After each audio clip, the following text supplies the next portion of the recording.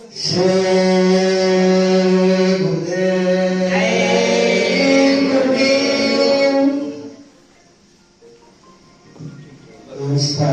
विराजमान आनंद धाम के महाप्रभु बाबा श्री गुरुदेव जी महाराज आपको सादर कोटन कोट नमन स्वीकार करें।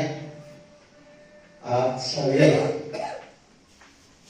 प्रेमीगण माताएं बहनें आप सभी को भी सादर से गुरुदेव।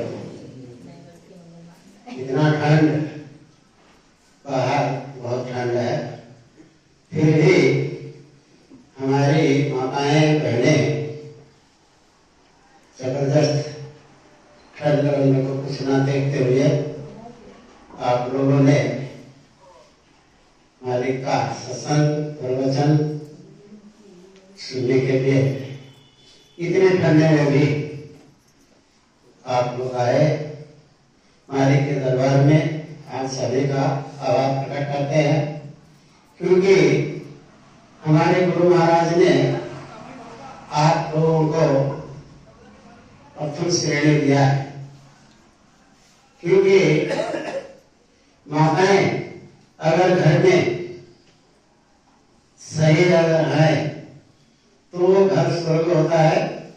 अगर वही माताएं बहनें अगर दुष्ट उस घर में आ गई तो वो नरक भी बनने में देर नहीं लगता है। इसलिए हे देवियों, देवी का दादा गुरु महाराज ने दिया, हम नहीं दे रहे हैं। हमारे तो आप लोग माता बहने हैं। गुरु महाराज ने कहा हे देवियों, तुम घर को संभालो और घर परिवार को संभालो, पति पत्नी में प्रेम से रहो, बाल बच्चों में प्रेम से रहो। ये तुम्हारा सबसे बड़ा पुण्य है। और इसको अगर आपने चलाया तो समझ लो कि इधर से भी तुमको ज्यादा ही बरकत मिलेगी। इसलिए आप लोगों के लिए सदैव गुरु महाराज ने भी उच्च दर्जा दिया है। इसलिए किसी भी जगह पे प्रोग्राम होता है तो उसमें भी दिखता है माता और बहनों का ये ज्यादा बढ़त होता है। क्योंकि असली देवी, असली लक्ष्मी जो होती है माता बहनें होती है। और जिस घर में माताओं को सम्मान दर्जा अगर नहीं दिया जाता है वो घर ठीक नहीं है। और साथ में उन माता बहनों को भी अपने पतियों को समझा बुझाकर लाइन में रखने का प्रयास करती हैं और उनके ऊपर भी ज्यादा अत्याचार ना करें तो ज्यादा अच्छा है। महाराज की वचन है ये 72 और 74 के सत्संग में गुरु महाराज ने सुनाए थे अपने मुखारबिंद से। वो आज जो है मोबाइल में आता है सत्संग सुनने को। और हम सब लोगों को एक चीज के लिए गुरु महाराज ने भी अपने मुखारबिंद से कहा है कि शाम को आप जब सोने जाते हो तो एक प्रार्थना अवश्य बोले। बिस्तर में बैठिए, मच्छरदानी के अंदर बैठिए, कम्बल रजाई बढ़िए या जो भी करना हो कीजिए, लेकिन जब सोने से पहले एक प्रार्थना बोलकर मालिक का याद करके अगर आप सोते हैं तो रात भर भी रात का जो सपने आप देखते हैं वो भी अच्छा होगा।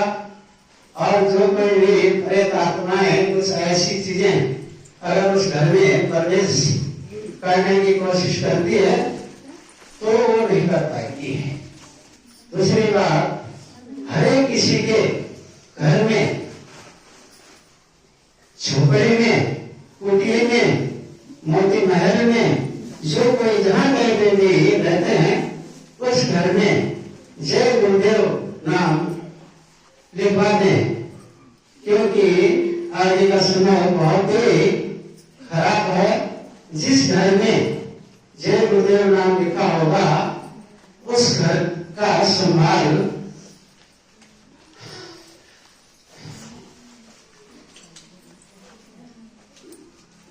गुरु महाराज की बात हम करेंगे। इस घर का संभाल गुरु महाराज करेंगे, इसलिए इस घर में गेहूं से पेंट से जय गुरुदेव जरूर लिखवाएं और हो सके तो अपने अपने छतों पर, बरामदों पर, आंगन पर, घर पे भी एक झंडा भी लगा दे। ये आपका बचत कवच, एक रक्षक सिपाही का काम करेगा। और यहाँ तक कहा है कि आप जिस जगह पे रहते हैं उसके इर्द गिर्द में भी कोई ऐसी चीजें भटकने नहीं पाएगी।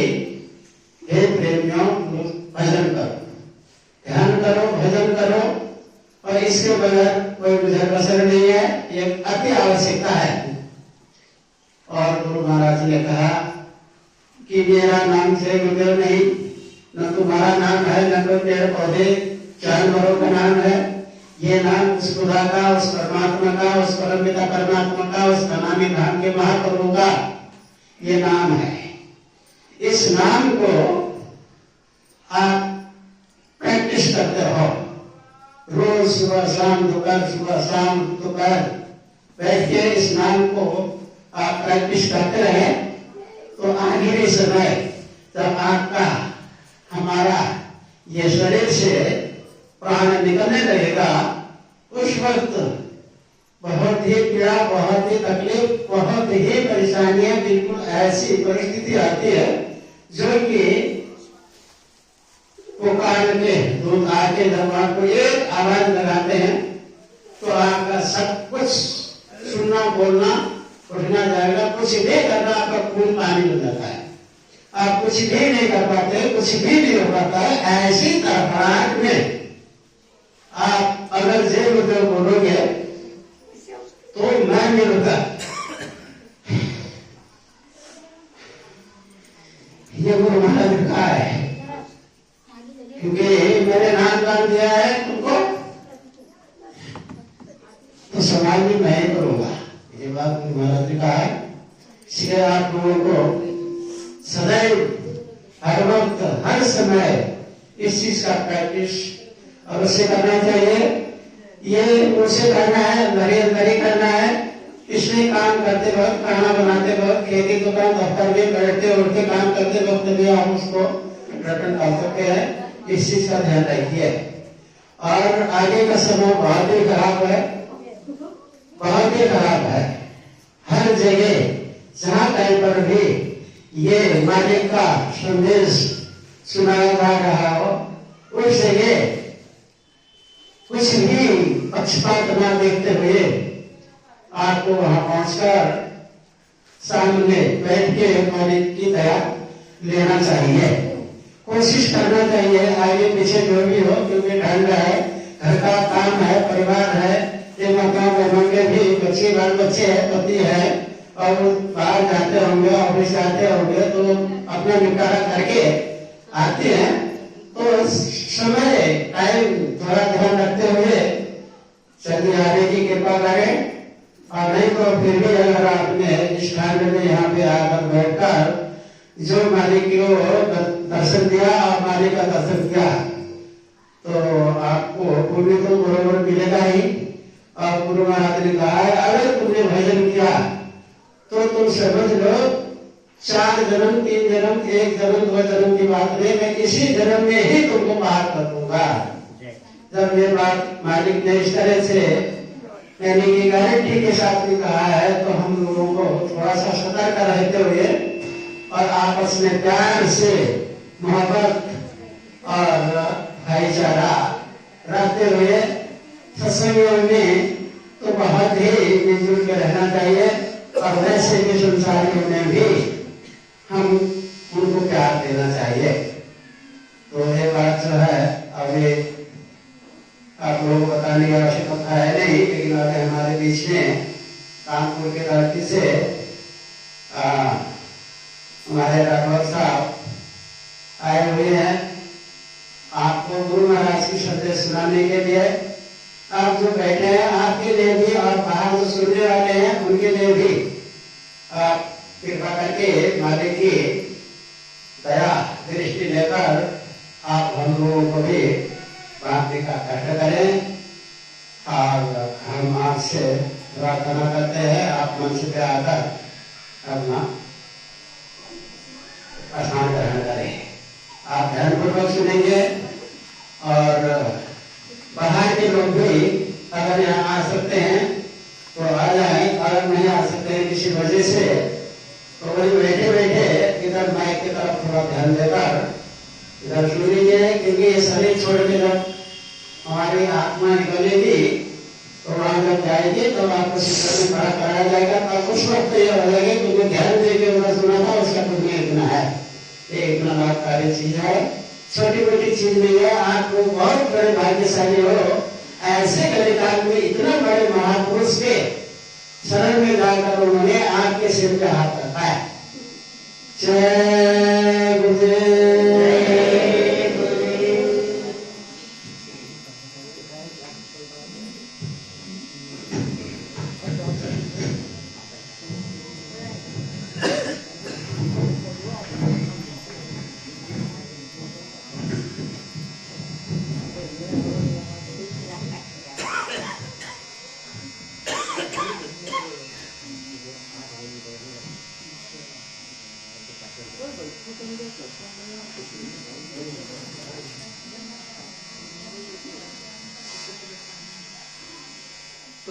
स्मरणीय परम पूज्य स्वामी जी महाराज के चरणों में कोटानुकोट नमन एवं सत्संग स्थल पर पधारे हुए समस्त संगी भाई और बहन, आज ये जीवन का परम सौभाग्य जो ये जीवन की शुभ घड़ी जो आज हम सब लोगों को मिली है 3 जनवरी की शुभ घड़ी की पावन मिला जो ये पूर्णमासी का समय जहाँ पर परम पूज्य स्वामी जी महाराज अपनी मौज हर पूर्णमासी को नाम दान के साथ दया की बरसात करते।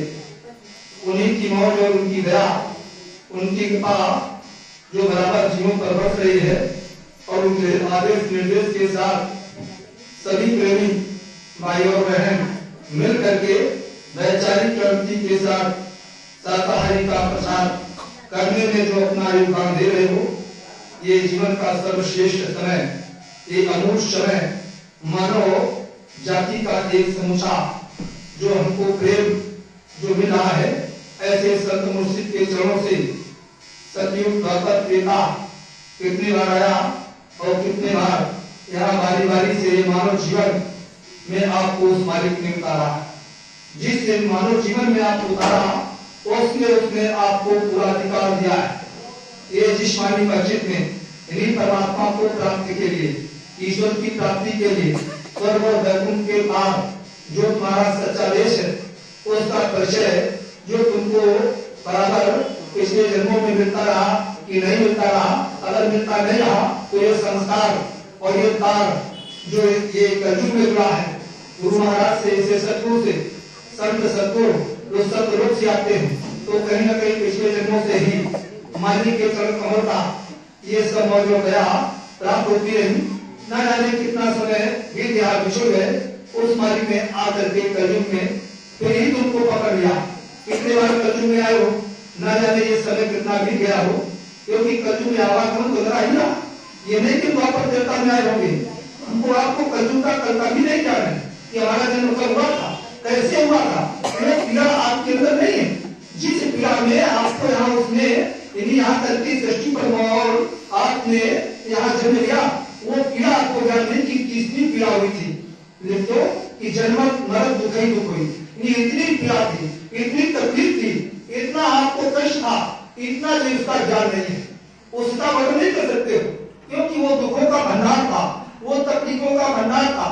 जो पीड़ा थी वो पीड़ा हमारी जैसे ही इस मृत मंडल में, इस मानव भूमि पर आकर के जैसे ही आपने अपने जीवन का पीछे का सारा दुख और पीड़ा और कष्ट सब खो दिया, वो यहाँ का विधान है। उस समझ में ही नहीं आया कि हम कितनी पीड़ा से वहां से निकाले गए और और कितनी पीड़ा से उसने हमको निकाल के बाहर किया।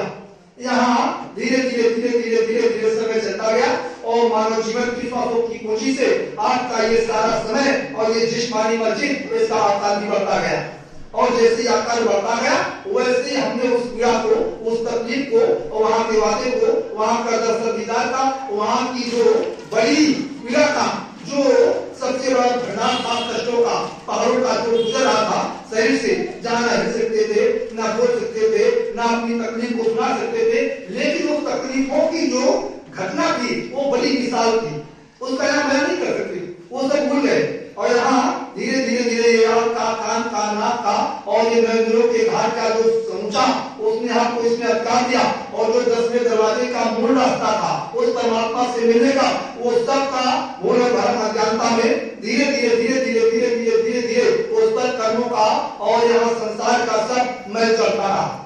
जब महल चढ़ता रहा तो धीरे धीरे धीरे धीरे इस मनुष्य रूपी मंदिर में आपने उस परमात्मा के प्रति जो सदा की जो भाव था, जो वहाँ कहकर आए थे, मैं बराबर भजन करूंगा, बराबर आपको याद करूंगा, बराबर आपकी पूजा करूंगा, बराबर आपकी दृष्टा करूंगा, बराबर मैं आपके साथ चरणों में बैठ करके मेरे और तरफ से मैं आपके चरण कमलों के लिए, मैं वहाँ आपके दर्शन के लिए बराबर भजन और त्याग करूंगा। किसी भी प्रकार का मैं ऐसा कोई अपराध नहीं करूंगा, ऐसा कोई जुर्म नहीं करूंगा, ऐसी कोई किसी भी प्रकार की परेशानी नहीं पैदा करूंगा शरीर में जिससे कि आपसे मिलना जुलना और विछुड़ना हमारा हो जाए। हे प्रभु, ऐसी पीड़ा, ऐसी तकलीफ से हमको बाहर निकालो।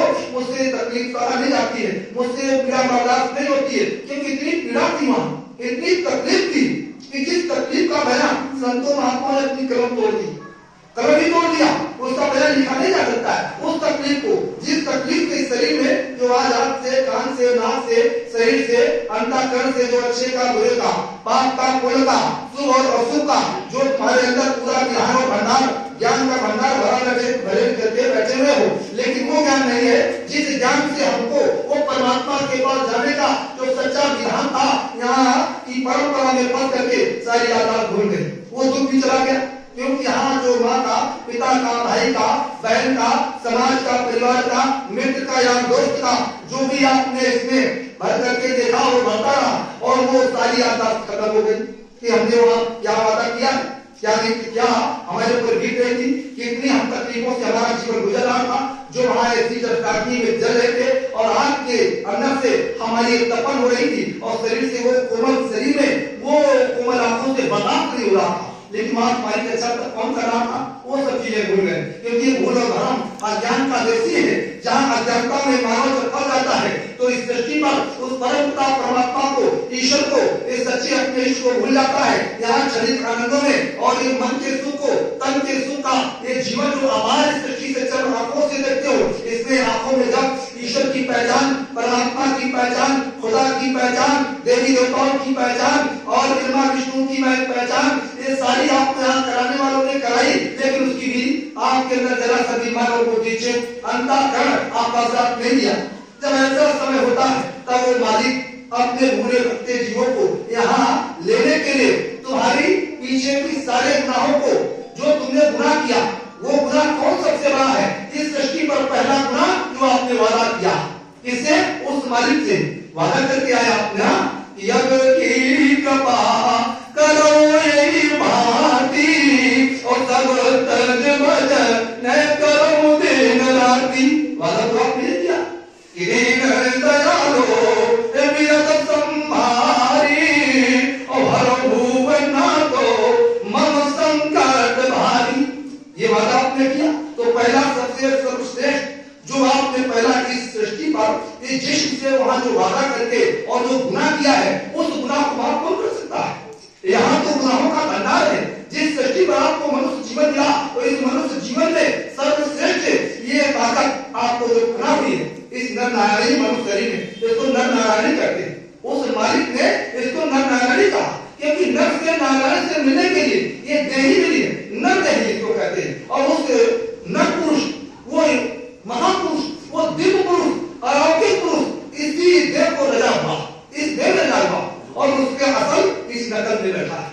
इसकी नकल आपका क्यों ना, उसने अपना जैसा शरीर दिया, अपना जैसा पेट दिया, अपना जैसा भंडार दिया, अपना जैसा आंख का कान का, नाक का, अंतःकरण का और ये हाथ का, पूरे शरीर का जो भी किया सब आपको उसने दिया। और इसीलिए रात करके उस मालिक से मिलने का आपने वादा किया और सारे वादे सारी उसकी यानी हम ख्वाहिशों से जो वहां से आए और जो ख्वाहिश लेकर वो सब भूल गए, भ्रम में, अज्ञानता में भूल गए, या अहंकार में। ये आज हमारे साथ नहीं दे रहे क्योंकि अहंकार है। तन हमारा साथ नहीं दिया, अहंकार है कि इच्छा बुद्धि का, बल का, धन का, मकान का, दुकान का, दफ्तर का, समाज का, परिवार का, ये सारा आपके पास, ये आपका साथ देने वाला नहीं। ये साथ देता तो कितने यहाँ पूर्वज आए और कितने जमींदार आए, कितने जागीरदार आए, कितने यहाँ आए और सब सब चले गए। तो ये साथ अगर दे दिया होता तो भगवान को खरीद लेते, स्वर्ग वैकुंठ के स्थान को खरीद लेते, अपना वहां पट्टा करा लेते स्वयं। लेकिन ये किसी के बस की बात नहीं। ये पट्टा करने वाले लड़के महापुरुष, ये दिव्य अलौकिक, जिनकी तस्वीर के द्वारा आज आप लोग देख करके अपने मन को, चित्त को एकाग्र करके उस दिव्य अलौकिक पुरुष को ऐसे सद्गुरु का दर्शन विधान करते हो और प्रार्थना करते हो कि हे स्वामी मेरे जीवन का सच्चा सौदा आपके चरणों से। ये तो गुजारिश है, सबकी गुजारिश यही है। हमारे जैसे सामने बैठे हो, ये लखनऊ की पूर्ण धरती जहाँ पर बराबर प्रेमियों के द्वारा, हमारी बहनों के द्वारा और हमारी गुरु बहनों के द्वारा हमारे समाज का, परिवार के एक उत्थान के लिए, अच्छे समाज के निर्माण के लिए जो आप योगदान दे रहे हो, भविष्य एक अच्छे समाज का निर्माण करने के लिए मैं अपना जीवन आपको समर्पित करते हुए गुरु चरणों का आदेश करने के लिए आप घर को, परिवार को, खेती का, दुकान का, दफ्तर का और मतलब बच्चों का, समाज का सब छोड़ देती हूँ और अपने इस शरीर से उस मालिक के काम पे निकल पड़ती हूँ। ये छोटा त्याग नहीं, इसलिए ये त्याग छोटा नहीं। वो मालिक आपके ऊपर दया कर रहा है, कृपा कर रहा है, मौज हो रही है, उसकी दया हो रही है, लेकिन वो सब चीजों का जो भंडार आगे इस मेहनत से, मशक्कत से अध्यात्म की तरफ जो भरा है वो अभी आपकी समझ नहीं आएगा। अभी इसलिए समझ में नहीं आएगा अगर वो समझा देंगे, अगर आपको कुछ आपके अंदर से वो गुरुरी अगर दे देंगे और उठेगी और अगर आपका वो उधर से वो करने की क्षमता और शक्ति आ जाए तो अभी हमारा आपका जीवन, हमारा आपका दिल, हमारा आपका मन, हमारे आपकी आंख, हमारे आपका कान, हमारे शरीर का जो हृदय है ये अभी शांत नहीं होगा क्योंकि इसमें तमाम प्रकार की खुराकियां भरी है। ये सब भरा पड़ा नहीं मसाला, लेकिन उसने जो ये मेहनत करते हो वो भी मसाला आपके अंदर भरा, उसको सिर्फ उधर से खोला नहीं जा रहा, इसलिए कि खोल दिया जाएगा तो ये काम कौन करेगा? आप घर से निकलोगे न जाने किसके लिए क्या कहने लोगों, क्योंकि शरीर है, इस नाशवान शरीर में यहाँ सब अहंकार और गरुड़ घमंड सब भरा पड़ा मसाला। अभी हमारा प्रश्न सुन रहे हो, न जाने किसके पास कैसा मसाला बना, किसके साथ क्या करने लोग, आपको सब दृष्टि में से दिखाई नहीं पड़ रहा कि वो शरीर में तामस अहंकार बन गया नहीं लोगों का। रोज सत्संग हम सुनते हैं लेकिन अभी हम खुद नहीं समझ रहे। मोटी बात समझने की कोशिश करो कि जिस दिन हमारा सब समझ आएगा हम ठीक हो जाएंगे, हमारी श्रद्धा, हमारी भावनाएं, हमारी सब तरह से एक प्रेम और विरोध होकर के हम माँ का, बेटी का, समाज का, परिवार का, गुरु भाई का और अपने परिवार, समूचे परिवार की पहचान जब दृष्टि में सच्ची हो जाएगी, मानवता आ जाएगी, इंसानियत आ जाएगी और मतलब ये है जब हमारे जब वैचारिक क्रांति की सारी ये व्यवहार इसमें जब बढ़ जाएगी तो हमारा समाज, हमारा परिवार ये सुखमय हो जाएगा। सबके अंदर कोई काम क्रोध नहीं होगा, किसी लोभ नहीं होगा, मोह नहीं होगा और किसी के प्रति राग द्वेष की भावना नहीं होगी। जब तक राग द्वेष की भावना बनी रहेगी, क्या अच्छा है क्या बुरा है, इससे नहीं उससे, उससे नहीं इससे, ये काम करवा लो वो करवा लो, जाति के रगड़ झगड़े में फंसे रहोगे कि नहीं वो जाति का हुआ जाएगा तो वैसा शासन हो जाएगा, वो आ जाएगा, ये हो जाएगा। गुरु महाराज ने वो पहले कहा कि जाति पापी धन धर्म बढ़ाई और इन्हें त्याग पूछे जो आई और ताके प्रभु का निवास नहीं होता। जहां से मानव जाति इंसानी जाति आप लेकर आई हो, यहाँ जाति का लगा नहीं, उसमें थोड़ी सी मर्यादा के लिए आपको यहाँ एक यहाँ रखा और विभाजन किया कर्मों का और कर्मों की यहाँ जातियां बन गई और जहाँ जीव जन्म ले लिया उसने भेजा, आपने जीवों को यहाँ आपने नहीं पाया, आपको कर्म करने का अवसर दिया और उसने विधान बना दिया और वहां से वो जिसको जहाँ भेजता है जाओ मैं आपको वहां भेज रहा हूँ, उसने वहां से आपका रील बना दिया और कर्म से अपनी चला दिया तो जीव का वही दे दिया, वही जिस नर नहीं आए हो वो उसने आपको उतारा। हमारे अपनी क्षमता नहीं, अगर इंसान मनुष्य को बना लेता तो बहुत से जीव ऐसे जो आज यहाँ पर भी संतान ही नहीं, कितनी मेहनत करते, कितनी मेहनत संतों के पास, पतियों के पास, सेवियों के पास, ऋषियों के पास, मुनियों के पास और मतलब ये है चारों तरफ धर्म स्थलों में जा करके कि हमको संतान मिल जाए, संतान की प्राप्ति हो जाए और हमारा जीवन सुखमय हो जाए, लेकिन नहीं उनको मिलता है। क्यों? इससे सिद्ध होता है कि इंसान की ताकत नहीं, वो बैठा है कोई सर्वश्रेष्ठ जीवन का अनोख पिंड ब्रह्मांड का मालिक, जो वन का और पिंड का ब्रह्मांड का ये सब तरह का वो वहां से बना करके और अपनी योजना पर जीवों को यहाँ उठाता है। आपकी पावर नहीं, अगर आपके पावर हो तो बलिदान बनाने की ताकत आपको मिल जाए, एक मिनट में आपको झगड़े में, लड़ाई में, गंभीरता में उसको स्वार कर दोगे जाइए। लेकिन ये विधान उसने नहीं रखा। अगर हमारे पास विधान होता तो इस सृष्टि पर संचालन किसी प्रकार का हो नहीं सकता। एक दूसरे को इस आदमी के साथ स्वार कर देते, खत्म हो जाता, हम ही रहेंगे और जरा का निमान होती सभा और देखते तो समाप्त कर देते। लेकिन नहीं, वो मालिक सर्वश्रेष्ठ है, ये इंसानी जामा में बैठा है और उसकी पहचान इस सृष्टि पर जब हम भजन करेंगे, जब हम त्याग करेंगे, जब हमारे अंदर मानवता आएगी तो हमारे सृष्टि पर इस चित पानी मस्जिद में उसकी सारी, उसका सारा तेज, उसका सारा प्रकाश इस ब्रह्मांड से जाता है और वो सर्वश्रेष्ठ मालिक सीधे पर सीधे मिलेगा।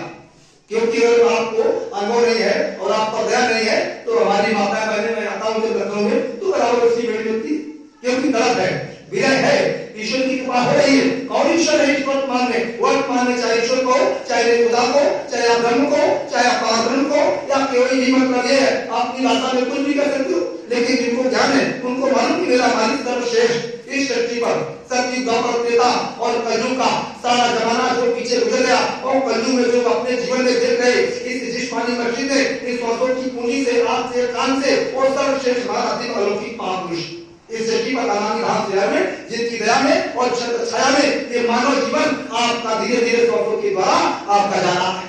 तो ये अवसर फिर नहीं मिलेगा, वक्त नहीं मिलेगा, समय भी नहीं मिलेगा, ये समय भी चला जाएगा, वक्त भी हाथ से चला जाएगा। ना आंख साथ देगी, ना कान साथ देगा, ना नाक साथ देगी, ना शरीर साथ देगा, ना इस अंतःकरण साथ देगा। तो आपने सोचा कि साथ कौन देगा?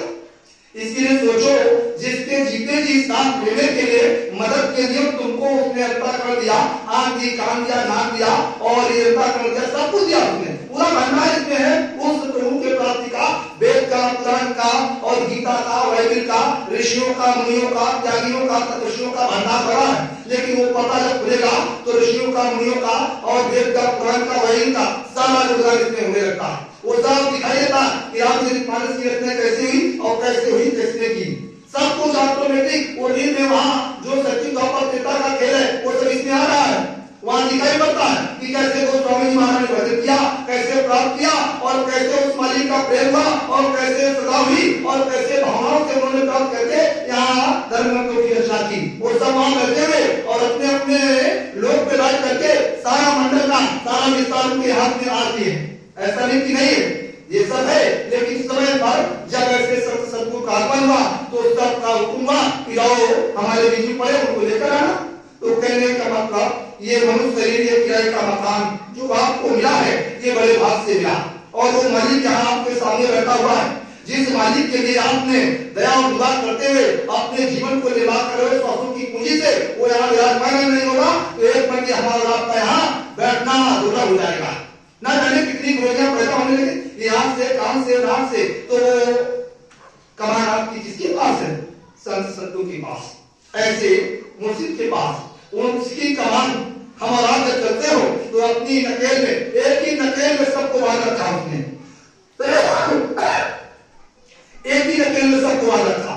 और उसके पास जो डोरी है नाम की, उस नाम की एक ही डोरी उसने बनाई और सारे जीवों को उसी डोरी से इतने बड़े बड़े उसने नकेलों का फांसने का रास्ता बनाया, जिसको पकड़ लिया उसी डोरी से इधर फांस दिया, उधर फांस दिया, इधर फांस दिया और एक बार ये खींचता है तो सब उसी में खींच लेता है, सब पीछे चले जाते हो, सब इसी को कहते हैं समर्थ। तो समर्थ का यानी वो प्रेम अलग है, उसकी दया ही अलग है, उसकी कृपा ही अलग है, उसकी भावनाएं और उसका विधान ही अलग है। उसके कानून को इस दृष्टि में, इस शरीर में, जिसमें समझने के लिए हम आपको भजन और आदेश का पालन, भक्ति और भाव करने के लिए ये जिस मिला, जिसमें त्याग आएंगे और इसमें थोड़ी सी तौप आएगी तब हम इंसान का प्रेम प्रकट कर पाएंगे। कितना सत्संग हो रहा है, लेकिन मैं देखता हूँ कि अभी बहुत से ऐसे सत्संगियों के पास कोई प्रेम नहीं चल रहा। क्षण में गुस्सा, क्षण में क्रोध, क्षण में मतलब ये तमाम तरह की मतलब अपराधी बुद्धि से ये अज्ञानता का परिचय हम लोग दे लेते हैं। क्योंकि सत्संग में हमारा जाते बहुत से प्रेमी मिलते होंगे, ऐसा नहीं, क्योंकि जिसने नाम देकर जिस भूमि पर 45 करोड़ का जनक पानी कराया, आप देखो काम का, क्रोध का, लोभ का, मोह का है, काम सब भरा पा, और लेकिन कहते में भजना नदी हो, कैसा भजन, कैसा प्रेम, कैसी सलाह। जब इस सृष्टि पर इस जिस्म से प्रेमियों के अंदर प्रेम नहीं गिरता है, इसे सिद्ध होता है कहीं ना कहीं हमारे में खोट है। क्यों? अगर खोट नहीं है तो हमें प्रेम क्यों नहीं मिला? इसलिए कि हमें प्रेम तो तभी मिलेगा जब हम तुम्हारे अपनी जिस्म से आपके चरणों के लिए हम गुनाहगार, मैं सतगुरु गुनाहगार में भाई, यही सब जब अपने अंदर लागू करोगे कि सतगुरु मैं गुनाहगार बहुत बड़ा हूँ, और जब गुनाहगार हूँ तो मेरी भाषा में, मेरी आंख में, मेरे हाथ में, मेरे कान में, मेरी भावनाओं में, चतुर्थता कर में भावनाओं का प्रेम बढ़ेगा।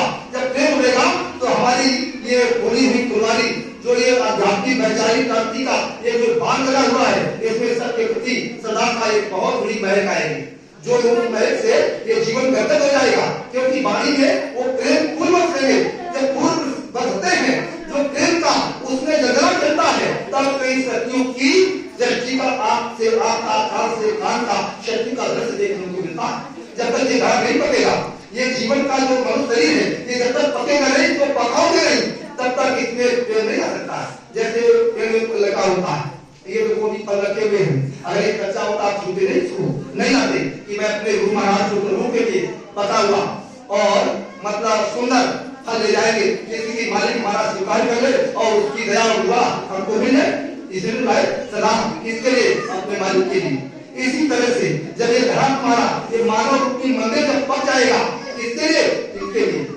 इनके लिए पकेगा, तब इस पूरी फुलवारी का आनंद, ये महक और सुगंध हो आएगी। इस सृष्टि पर कोई सुगंध नहीं है, उसकी तुलना नहीं की जा सकती है। इसलिए सबसे बड़ी चीज ये हमारी वाणी में सदा के सुमन इसमें खिलना चाहिए।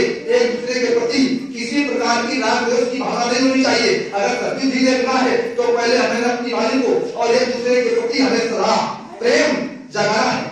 वो नहीं आना, स्वार्थ का प्रेम नहीं होना चाहिए। निस्वार्थ होकर के प्रेम जब चलेगा तो उसमें सारे स्वार्थ भी गुरु के द्वारा जो छिपे हैं, जो हमारा देख नहीं सकते हो, ना सुन सकते हो, ना बखान कर सकते हो, उसका रास्ता गुरु के पास है, खुल जाएगा। तो दया मिल जाएगी, दया मिलेगी तो दया में सब कुछ मिलता है। अभी इसमें पूरा कचरा भरा है हम ही लोगों में पूरा कचरा भरा। अगर घर में होगा पूरा कचरा तो ये देखा 2012 में जो मैदान साफ हो गया, इसलिए गुरु महाराज को 57 से अपना सत्संग सुनाते सुनाते और इस मानव जीवन का जो सच्चा आधार था, वो मानव जीवन की सच्ची रचना थी, वो सब भूल और भ्रम में अज्ञानता में सब खोल दिया। तो ये जीवन कैसे तुम्हारा, ये मानव जीवन किस काम के लिए गया है? इसलिए जिस्मानी मस्जिद को इस सोच समझ करके इस जिस्म को रखना है, और इस जिस्म से परमात्मा के लिए हमको समय देने का जो एक निर्धारित समय है, उस पर आप कितनी कटौती कर लो। समाज के लिए, संसार के लिए, घर के लिए, परिवार के लिए, बच्चों के लिए, स्त्री के लिए, पुरुष के लिए, और जो कल्याण के लिए, दफ्तर के लिए, दुकान के लिए कितनी कटौती कर लो, आजाद हो। लेकिन उसके कार्य के लिए 1 घंटे और 30 मिनट का 1 घंटे का जो समय आप निर्धारित करते हो, उस पर कटौती नहीं करना चाहिए। उसमें जब कटौती करोगे तो आप गुनाहगार, उसके गुनाहगार, उसको कहते गुरु मैं गुनाहगार और प्रतिभागी, वो मैं गुनाहगार उसके बनेंगे। वो उस गुनाहगार की बस्ती में हम जब जाएंगे तो उसकी बस्ती से माफी नहीं होगी, कल्याण नहीं होगा, उद्धार नहीं होगा, प्रेम नहीं आएगा, सलाह नहीं आएगी, वो मालिक नाराज हो जाएगा, फिर वहां मनाना आपको मुश्किल हो जाएगा। इसलिए मनौती का जो काम है जिस्म में जीते जी, इसमें इसको मनाओ, इसमें उसकी सलाह लाओ, इसमें प्रेम प्रकट करो। यहाँ से उसको मना लोगे तो सारे कर्मों का जो भंडार इसमें जो लगा हुआ है, और वो कर्मों का भंडार हम छोड़ना नहीं चाहते। जब कर्मों का भंडार छोड़ देंगे और जब कर्मों का भंडार छूटने लगेगा तो इसी भाव में, प्रेम में, वाणी में सबके लिए प्यार और मोहब्बत आपसे आप झलकने लगेगा। जब तक कर्मों का भंडार भरा रहेगा तब तक इस वाणी में प्रेम नहीं आ सकता, इन आंखों में प्रेम नहीं झलक सकता, उस फुलवारी का दर्शन नहीं हो सकता है, उस लोक का दर्शन नहीं हो सकता है। वहाँ जो दृश्य तरह तरह के प्रेम प्रकट हो रहा है वो प्रेम नहीं आ सकता है। क्यों? हमारी वाणी में प्रेम करने का अधिकार प्राप्त हुआ, हमारे अंतःकरण में उसको बैठाने का अधिकार प्राप्त है, हमको उस मालिक के पास जाने के जीती अधिकार प्राप्त है। लेकिन उस अधिकारों से इस जुबान से नहीं, क्योंकि शरीर में ये पंच भौतिक शरीर चित्त जल पावक गगन सरिया, इसको कहा है कि चित्त जल पावक गगन समीरा और पांचों तत्व ये 5 तत्व का आदम शरीर है। जल, अग्नि, वायु और आकाश, पृथ्वी, ये 5 तत्व का शरीर। और 5 तत्व के शरीर में कितना बड़ा भंडार भरा है, सोचो, इतना बड़ा भंडार भरा है। ये जब आंखों से जब देखते हो ऐसे सब पुरुष को, तो लोगों ने जब आंखों से देख करके पंचभौतिक शरीर की तुलना की कि बाबा जी ये जो है हमारे शरीर में और आंख कान नाक सब कुछ, लेकिन रह गया वो शरीर उस सब पुरुष का हमारे जैसा, लेकिन सृष्टि से सब कुछ अलग, तुमसे मिलता जुलता सब कुछ है, लेकिन सृष्टि से सब कुछ अलग ही है। उसका ज्ञान, उसको सब कुछ कहते हैं। उसके हाथ के सारा विधान होता, सारा कानून होता, अंदर पिंड ब्रह्मांड उसके सारे पर चलते हैं। ऐसे सत्तू का दर्शन हुआ तो भावनाओं में जब प्रेम उभरेगा तो गुरु के दर्शन, जब हमारा ये बर्तन साफ हो जाएगा तो नया भरने लगेंगे। और ये बर्तन साफ नहीं है तो इसमें कलवार हमेशा निकलेगी। कलवार जब निकलेगी तो समाज का और प्रेमी की पहचान हो ही नहीं सकती है, क्योंकि हमारे यहाँ कान में कहीं कहीं संसार का स्वभाव भरा हुआ, तो जब दखिया इसमें लगा है तो कान कैसे होगा? वो सच्ची की जो सच्ची दया है वो इसमें कायम नहीं हो सकती है। इसलिए मानव इंसानी जाति का समय 96 करोड़ श्वासों की पूंजी पर ये आपका जीवन टिका हुआ है। और इस श्वासों की पूंजी से जीवन जो टिका है इस मनुष्य शरीर में, और धीरे धीरे वो श्वासों की पूंजी जा रही है। अब ये बताओ, जब श्वासों की पूंजी जा रही है और धीरे धीरे शरीर भी किनारा चल रहा है, ना आपकी इंद्री साथ दे रही है, ना मन साथ दे रहा है, ना तन साथ दे रहा है, ना ये विवेक साथ दे रहा है, ना कान साथ दे रही। जो कल था वो आज नहीं, जो आज है वो कल नहीं। और इसमें जो बुद्धि का, विवेक का, मन बुद्धि अंतःकरण का जो धर्म का भंडार था उसकी डिब्बी आपने खोली नहीं। धर्म के भंडार में तो हम बैठे, लेकिन उस डिब्बी को खोलने के लिए हमको सबका सबसे हमको व्रत देना पड़ेगा। इसी गृहस्थ आश्रम में बाबा जी ने आपको गृहस्थी का और समाज परिवार के में छुड़ाने का काम नहीं किया। उन्होंने कहा ना गंदा करना है, ना महात्मा बनना, ना साधु बनना, ना योगी बनना, ना आपको कपड़े पहनना, ना दाढ़ी बाल रखना, और आपको सदा इसमें सारे गृहस्थ आश्रम में किसका पालन करना है? बाल बच्चों का, खेती का, दुकान का, दफ्तर का, पति का, पत्नी का, जो विधान कानून दफ्तर का जो बना कर दिया गया उसका पालन करना है। और उसी के पालन करते हुए हमको गुरु महाराज के वचनों का, अपने सच्चे समर्थ प्रभु का, स्वामी के वचनों को पालन करने के लिए आत्म दृष्टि का आत्मबोध वो करने के लिए 1 घंटे आधे घंटे जितना भी समय लो, 15 मिनट देना तुम लोग, हम नहीं करते 2 घंटे दो। गुरु महाराज ने कहा बच्चा 2 घंटे समय दो। अब गुरु का आदेश जब करोगे 2 घंटे का तो 10 और गजरा आदि कहीं पड़ता है प्रेमियों का, ऐसा नहीं। त्याग आ जाएगा, एक दूसरे के प्रति प्रेम आ जाएगा, किसी हर तरह से उसका यहाँ काम पाएगा कि वो प्रेमी है, वो मेरा आ रहा है कि जा रहा है कि क्या है, यहाँ सब माताएं बहने लगती है। ये पूरी परिवारी सत्य का समाज, ये मेरे भाई करते हैं, बहने करती है। ये सच्चा दृश्य, सच्चा जजरा सत्य के समाज का निर्माण है। यहाँ हमारा सत्य के अंदर जब प्रेम भाव होगा, इसमें छल कपट नहीं होगा, तो यहाँ हम भाई और बहन हमारी बैठी हैं, ये शत्रु की फुलवारी। इसमें भी हमें और आपको अपने अपने को खोजना है कि उस शत्रु की फुलवारी का जो फूल खिला है, जो उसकी तरफ से उसमें महक कैसे आए। तो महक कौन है? ये पेड़ रूपी ये पेड़ है, इसमें फूल खिला है। कोई हमारा पेड़ लगाते हो चमेली का, गेंदा का और हर तरह के फूल है यहाँ, और पेड़ लगाते हो तो पेड़ कुछ पेड़ ऐसे जिसकी पेड़ से ही महक आती है, क्योंकि वो पेड़ से, और जब पेड़ में जब वो मतलब ये है उसका जब फूल खिलता है और पेड़ से जब फूल बना और धीरे आकार बना और जब फूल खिलने लगा तो आप उसकी सुगंधी बैठ कर लेते हो, तब उसकी चर्चा करते हो कि बहुत अच्छा पेड़, बहुत अच्छा लगा, समझ तो नहीं आया, इसकी मैं बहुत अच्छी हूँ। ऐसे ये जिस्मानी मस्जिद है तुम्हारा, इस जिस्मानी मस्जिद में जब प्रेम खिलेगा, जब दया बरसेगी उसकी, और दया जब बरसती है तो इसमें प्रेम करता है। कहते हैं वाणी एक अमोल है, तजदे वचन कठोर, और वसीकरण एक अंत है, वसीकरण एक मंत्र है, तजदे वचन कठोर। ये संतों की भाषा है, स्वामी महाराज की धर्म पुस्तकों में सब कुछ है। ये ऐसा नहीं गुरु महाराज ने सत्संग में सुनाया कि वसीकरण एक मंत्र है, तजदे वचन कठोर। तो हमारी वाणी से जब प्रेम खिलेगा तो हम दूसरे को कैसे खींचेंगे, उससे प्रेम कैसे होगा? उसके प्रेम के लिए तुमको गुरु महाराज ने सब बाबा से नाम न दे करके वैचारिक क्रांति का धूल बजाया और नाम पाठ पढ़ाया और सत्संग रूपी गंगा में स्नान कराया। क्यों? ये सत्संग रूपी गंगा है, इसी गंगा में जब स्नान करोगे तो जो गंगा बह रही है इलाहाबाद में, चले जाओ आप, बिछुन खुद माना गया और तमाम घाट बने हैं, लेकिन गंगा जी का दरबार जगह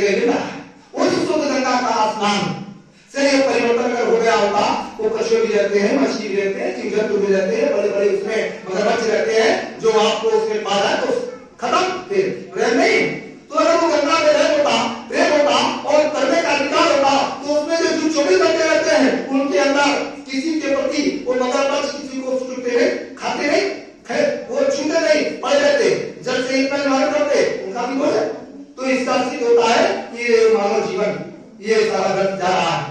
गंगा आतन ये सब रूपी भाव जब अंदर से लगेगा, वो सत्संग का गंगा का आनंद, ये सत्संग रूपी गंगा में जब इस गंगा में रहेंगे तो धीरे धीरे हमारी अंदर की भावनाओं में, अंतःकरण में, हमारे मन को दीक्षित अंतःकरण जब साफ हो जाएंगे तो हमारे अंदर जब सारी निर्मलता आ जाएगी तो सब कुछ ठीक होने लगेगा। असली गंगा का स्नान तो ये है। जब यहाँ तक ठीक होने लगेगा समाज संसार का इस दृष्टि से, तो ये दृष्टि हमारी साथ देने लगेगी, हमारा मन दिमाग लगेगा, चित्त लगेगा अंतःकरण में, और उसका सब प्रेम खिलने लगेगा, वो दृश्य सब इसमें दिखाई देने लगेगा। तो असली गंगा का स्नान तो इधर से और उधर तक का वो बयान करते हैं संत सदगुरु, उनके मुखार से बयान ना, हमारा नहीं।